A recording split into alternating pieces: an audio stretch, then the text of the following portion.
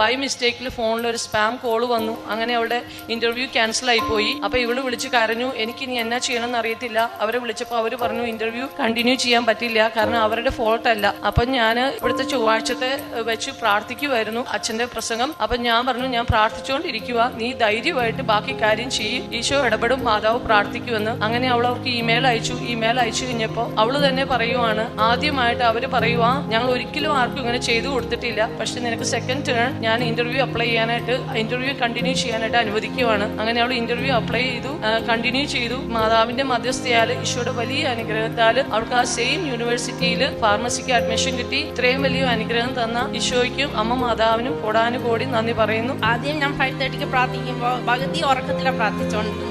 പിന്നെ ചിലപ്പോൾ മിസ് ചെയ്യുമായിരുന്നു, അലാം കേൾക്കത്തില്ലായിരുന്നു, അതുകൊണ്ട് പ്രാർത്ഥിക്കത്തില്ലായിരുന്നു. പക്ഷെ ഈ ഇന്റർവ്യൂ ഇതെല്ലാം സംഭവിച്ചിരുന്നിട്ട് എനിക്ക് ഭയങ്കര വിശ്വാസമുണ്ട് അമ്മ മദർ മേരി തന്നു.